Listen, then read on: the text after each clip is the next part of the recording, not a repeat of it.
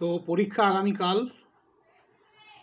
অনেকেই মেসেজ করেছো যে আশীর্বাদ দেবেন, সবাইকে আশীর্বাদ দিচ্ছি।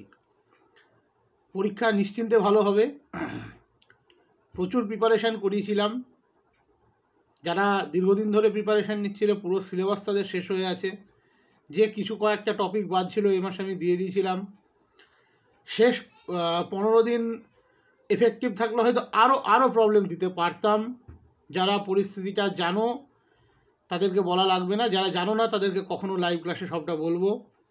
একটা 1.5 বছরের লড়াই ছিল, যাই হোক সেটা একান্তই ব্যক্তিগত। তো শেষ 15টা দিন আরও অনেক কিছু হয়তো দেওয়ার ছিল, যা দিতে পারিনি। 15 দিন নয়, দিন 10 কিছুই দিতে পারিনি, তার আগে অনেকটাই দিয়েছি।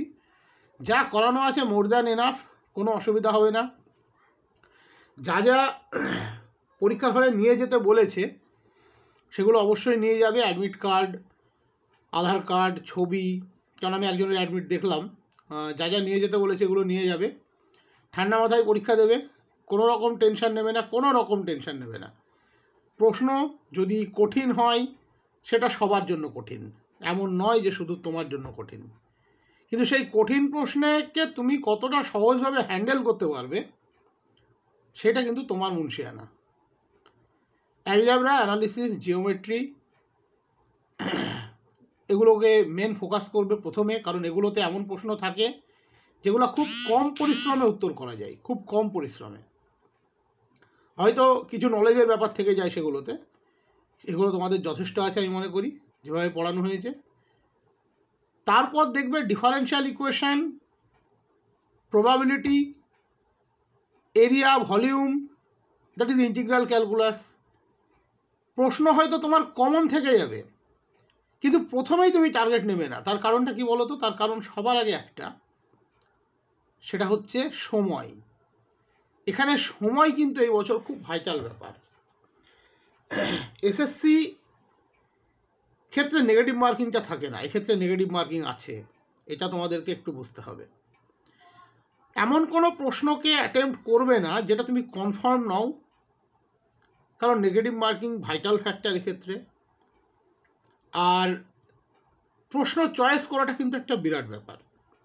ডিফারেন্সিয়াল ইকুয়েশন কি একটা এভালুয়েশন অফ এরিয়া, প্রশ্ন হয়তো কমন, কিন্তু বাকি যেগুলো আছে সেগুলো অনেক কম সময় নেবে, তাহলে সেই প্রশ্নকে আগে অ্যাটেম্প্ট করো, ওকে তুমি লাস্টে রেখে দাও। এইভাবে প্রশ্ন চয়েস করবে, ভালোভাবে পরীক্ষা দেবে। কেমন পরীক্ষা হলো সেটা অবশ্যই জানাবে আমাকে, হোয়াটসঅ্যাপে জানাবে। আর এর সঠিক উত্তর আমি 7 তারিখ অবধি সত্যিই তোমাদের কোনো হেল্প করতে পারবো না। 7 তারিখের পরে আমি 9 তারিখ নাগাদ উত্তরপত্রটা বের করে দেওয়ার চেষ্টা করব। আর 9 তারিখ থেকে হয়তো নতুন ব্যাচও একটা শুরু হচ্ছে। অনেকের মধ্যে অনেক জল্পনা চলছে যে এসএসসি 2026-এ হবে কি না। এটা একান্তই ব্যক্তিগত বলছি, তোমরা মিলিয়ে নিও। 2024-এর ডিসেম্বর নাগাদ বা 2025-এর উইদিন ফেব্রুয়ারি একটা পরীক্ষা গভর্নমেন্ট নেওয়ার চেষ্টা করবে। তার কারণ স্কুলে স্কুলে কীভাবে আকাল চলছে সেটা যারা সেই জায়গাগুলো ফেস করে তারাই জানে। পরীক্ষা এবছর একটা নেওয়ার চেষ্টা করবে। এক্ষেত্রে কিন্তু দুটো বিষয় আছে, একটা হচ্ছে 9-10, একটা হচ্ছে 11-12।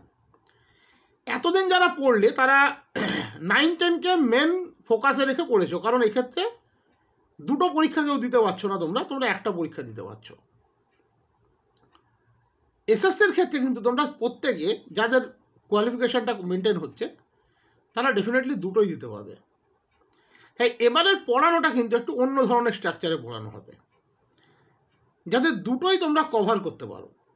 অবশ্যই 9-10-এর দিকে একটু বেশি জোর দেওয়া হবে, কিন্তু কভার যেন দুটো করতে পারো, কারণ কোয়ালিফিকেশান অনেকে এতদিনে কমপ্লিট করে ফেলেছে, কারণ অনেকগুলো বছর মাঝে পরীক্ষা হয়নি। তাই আগামী প্রিপারেশান যেটা হবে 9 তারিখ থেকে, সেটা পুরোপুরিভাবে একটু অন্যভাবে প্রিপারেশানটা এবার নেওয়া হবে, কারণ একটা সময় পাওয়া যাবে। এবার আমরা এক্সপেক্ট করছি 7 মাস টাইম তো ডেফিনেটলি পাবো, 6 থেকে 7 মাস ডেফিনেটলি পাবো। মানে পুজোর ভ্যাকেশানের আগে হয়তো একটা নোটিফিকেশান করবে, পরীক্ষা হবে হয়তো পূজা ভ্যাকেশানের মধ্যে বা পূজা ভ্যাকেশানের পরে। আর কালকের পরীক্ষা ভালো করে দাও, আপাতত এগুলো মাথা থেকে বাদ থাক।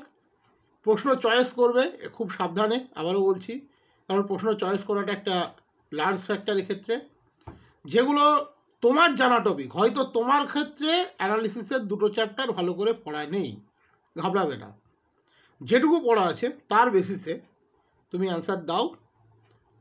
তারপর দেখবে যে হ্যাঁ ডিফারেনশিয়াল ইকুয়েশন কি আছে, কি প্রবাবিলিটি কি আছে, ডাইনামিক্স কি আছে। বিশেষ করে ডাইনামিক্স, দেখো ডাইনামিক্সে আমি আগেও বলেছি খুব কম জায়গা থেকেই প্রশ্ন আসে, বাট ডাইনামিক্সের প্রবলেম করতে গেলে সেটা কিন্তু যথেষ্ট লেন্দি হয়ে যায়। এইবার একটা লং প্রসেসের প্রবলেম করতে গিয়ে সময়টা নষ্ট করো না, আমি এটাই বলতে চাইছি। তোমার জানা প্রবলেম, তুমি পারবে, হ্যাঁ অপশন যদি মনে থাকে মেরে দিও, সেটা তবুও ভাবতে হবে কারণ নেগেটিভ মার্কিং আছে। তাই যেটুকু আগে সহজে পারছো কমপ্লিট করো, তারপর জানা কিন্তু যেগুলোর উত্তর স্বভাবতই একটু বড় হবে, ক্যালকুলেশনটা বড় হবে, সেগুলো পরে হাত দেবে। ফাইনালি পরীক্ষা কেমন হবে অবশ্যই জানাবে। আগামী দিন আবার দেখা হচ্ছে, আশা করা যাক আর কোনো অসুবিধা হওয়ার কথা নয়। ভালো থাকবে প্রত্যেকে, সুস্থভাবে পরীক্ষা দিয়ে কালকে জানাবে।